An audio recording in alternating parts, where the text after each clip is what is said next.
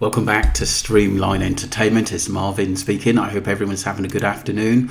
We're going to get straight into a documentary. Do go and subscribe to Aware of the Earth. I am a DJ I Audits. Seems like a new subscriber in there. But like I said, he's put up the documentary, Who Killed John George Documentary 2025, Justice for John George. Let's get straight into this, people. Thank you.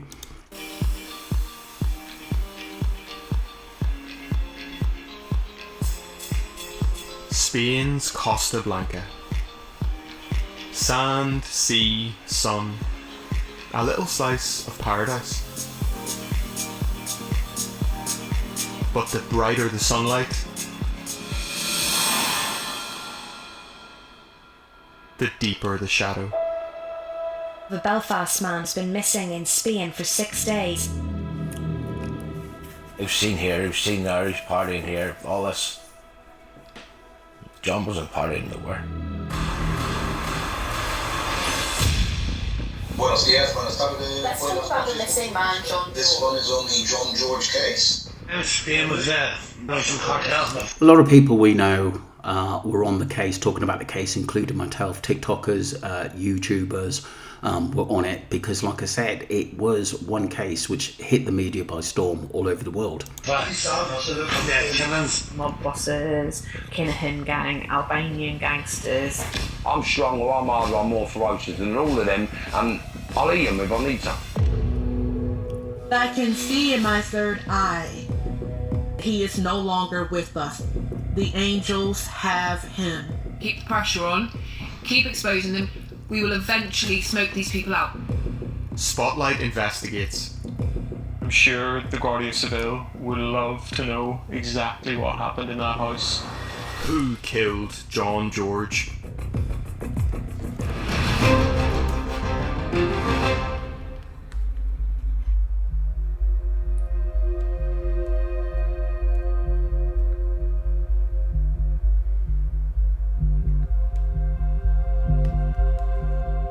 Where do you start here? It's hard when there's a drug problem involved there. I'm staying. Because you're always waiting on that phone call. I'm staying till I get him. I always thought if anything's going to happen to John, it's going to happen here, like an overdose or something like that. Never in my wildest dreams did I think that I'd be running the fields of Spain at Christmas time. Please, tell me where my son is. Please, anonymous, anything. Please just let me get my son home. I just want to get John home. It's just killing our family. You know, only God can judge people. But at the end of the day, John went down the wrong road. Since John vanished in December, memories are all he has of his son. John was a typical young lad growing up in West Belfast. John was a great boxer. Boxed for Saints Boxing Club. Won Antrums, Ulsters, won all the boxing. The only one he couldn't win was the All-Irons. 16, started drifting. Got involved with a bit of an older crowd. Done something one night, went to prison. John went to prison, committed prison. Wasn't the same boy went into prison. No interest. John ended up becoming addicted to tablets. As years went on, John got further into crime, further into tablets. We had never any fallouts with John, you know. I know there is families there when the young lads go off the rails and they're through the house and all things. There was nothing like that. He came into the house and his usual crack, starting messing about, torturing his sisters and brothers, you know. Get into his grannies loved them and all, you know, things like that. John's a life, love the house. Here he comes, here's the melter. You're feeling guilty. I think you should be an X Factor next year, John. If you run a party, walked into a bar, here he comes. Gonna be alright. Big joker, you know. Love the mixing. You can see he was the life and soul of the party as well, and his dad absolutely adored him as well as his sister. sisters and brother as well. And it's such a shame. I think whatever, you can tell that even early on in the case, I felt John had a few demons that we wasn't basically aware of. But like I said, nobody deserves to die the way he did. And like I said, I'm sure his family were trying to help him. Nobody's perfect. You know, I don't judge people. Nobody's perfect, but nobody deserves to die the way he did. Love the mixing. But John was being John.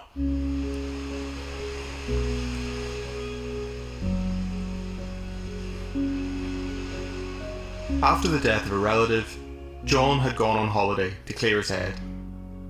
On December 14th, John spoke to his parents by phone. It's lovely out here, look at the weather. Everything's dead on. Every day he's ringing me. It's great out here. I'm sitting here with a couple of other people. Who you sitting with? Gano. Yeah, alright. All these guys, John, my friend. Actually, I know him, he's a friend of mine. He says, I'm bringing this header home with me. He says, who? French Foreign Legionnaire. He says, don't we bring any French Foreign Legionnaire near my door? That's me. John, I think you better just head on home. You've had your breakout, you know, your blowout. Just come on home. He says, Dad, will you chill? Just chill. He says, where's my ma? I says, here's she's here. And then he goes, right, ma, I love you. I'll see you soon. That phone call was the last time John's family ever spoke to him.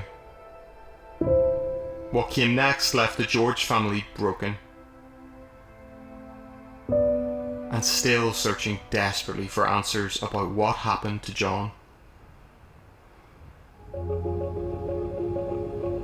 Those answers are here in Alicante. We've come to do our own investigation into John George's case.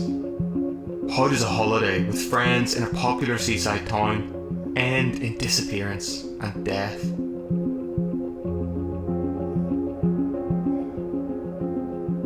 I've enlisted local journalist Jorge Verdu to help. I work for the newspaper El Español, covering crimes and local news, and I've been following the John George case since the beginning. Together, we're trying to piece together John's final days in Alicante. So all of this area, is this still Orihuela? Yes, Orihuela Costa is called, a very touristic area. So this is where John George would have stayed, was in one of these houses? Yes. Yes, that's the house. So it's this house here? Yes, that's... Wow. It's big? Yeah. Big. Jesus, that's massive. It looks as though it's it hasn't been up that long either. I know the that sort of neighbourhood has got a lot of new houses around it when they were showing it on the news and stuff, and the family were out in that area. Kind of space. This is the house where John came to stay in early December. John George stayed here too. And yes, this is the center of the action. It's a beautiful neighbourhood, it's an expensive looking house. They choose this area because there are a lot of Irish people and a lot of British people. It's the home of another man from Belfast, Johnny Smith. Pictured here, partying with John George in Spain. Gangster lifestyle. Tattooed man. You had it all. He'd invited John to Spain to attend a party he was throwing for his new business, a cannabis shop. One night for a week. I'm up in the grass shop, big up the night, fireworks, the whole shebang, you know?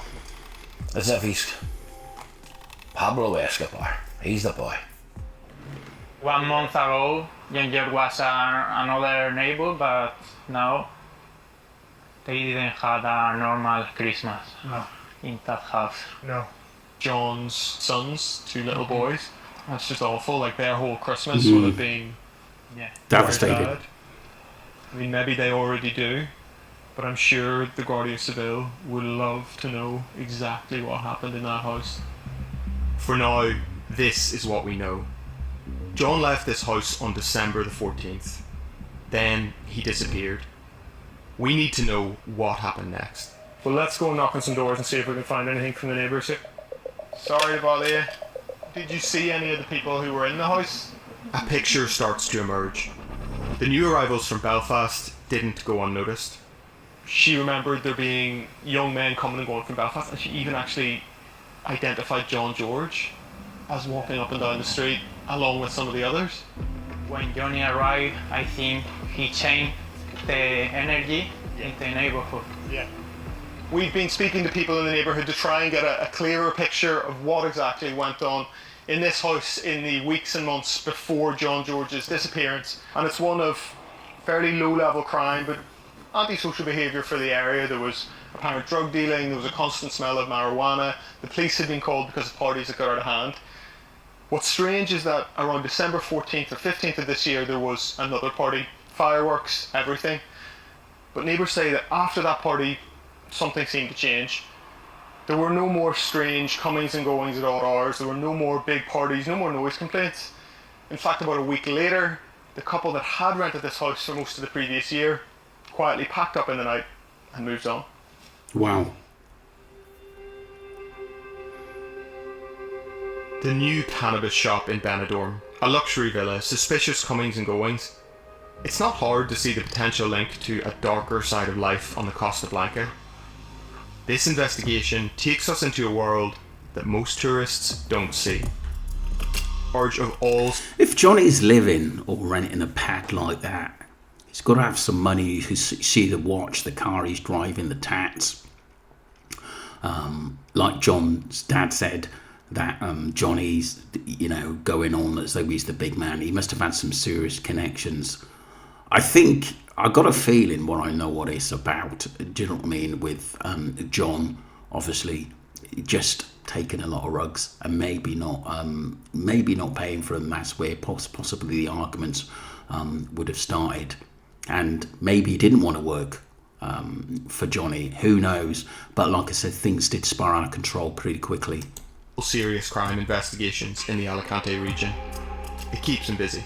Desde delitos contra las personas, lesiones, homicidios, trata de seres humanos, a robos con fuerza, robos con violencia o tráfico de drogas. No es un problema, realmente creo que lo tenemos controlado y... He has seen firsthand the brutality that accompanies crime in the region. Cuando estamos hablando del negocio, el negocio es el negocio. Y esta gente es igual de violenta si el tráfico es de marihuana que si el tráfico de drogas es de cocaína o de heroína. Y ha habido casos de avisos que hemos llegado porque ha habido disparos y había una plantación de marihuana y no había nadie. Había desaparecido todo el mundo, había un charco de sangre. For Colonel Dardere and his team, multinational crime gangs and criminals from overseas are a particular headache. Además en esta zona, como hemos hablado, el nivel de delincuencia extranjera es muy alto, al igual que la población. I went through Spain like a Tasmanian devil, and I really did. I was debt collecting, drug dealing, beating, shooting, carrying guns. There was nothing I'd never done over there. Marvin's done it all. I think it's Marvin Herbert. He's got a lot of videos out there on YouTube, ex-Gangland, and he's gone down the straight and narrow. Herbert has spent years in prison for serious crimes. After his release from a UK prison, Marvin saw opportunities in Spain, already awash with British and Irish gangsters. I'm going to go to Spain and I'm going to get involved in work, because if he can do it and he can do it and he can do it, I can do it, because I think he's a mug and he's a mug. He ain't got no arsehole. I'm stronger, I'm harder, I'm more ferocious than all of them, and I'll eat them if I need to.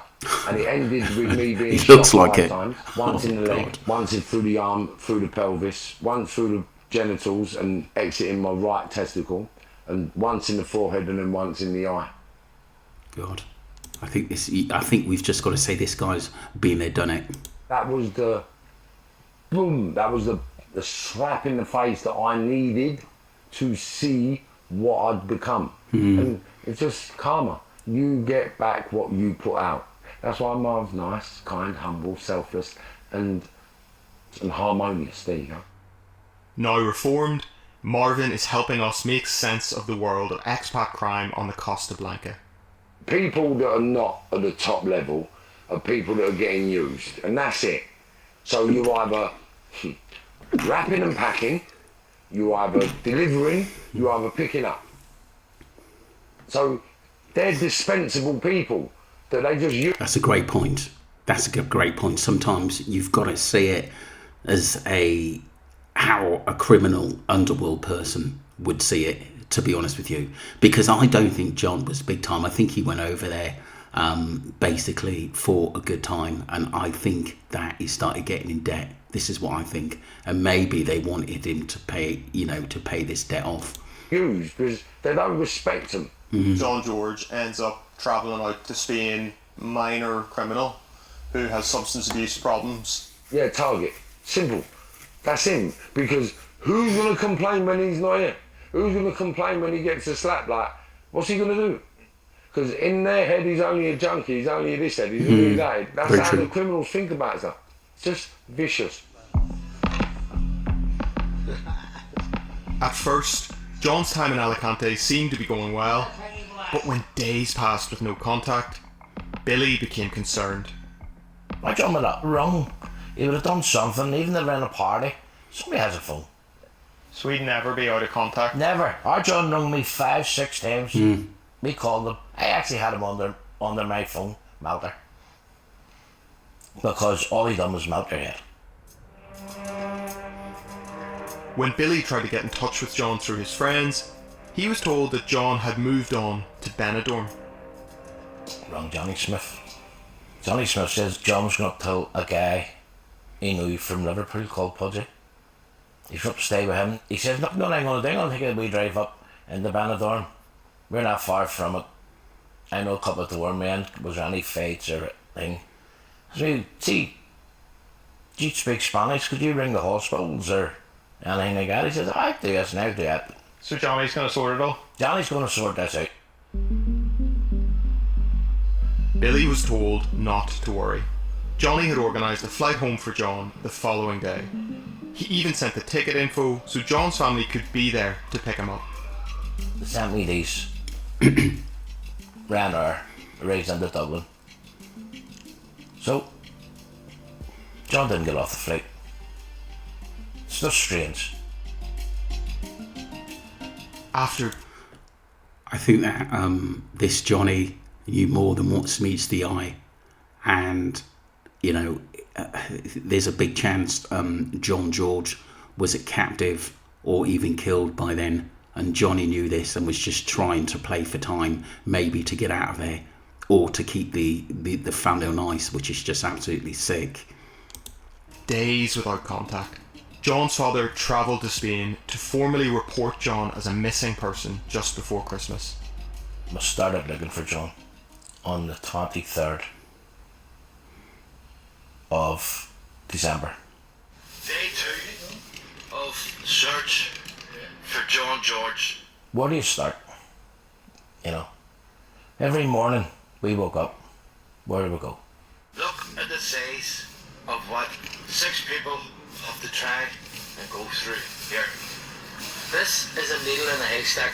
I need locals to come and help us find our son. We're just in home. Just us. No Spanish police. I have his bed sheets in So a sad. bag.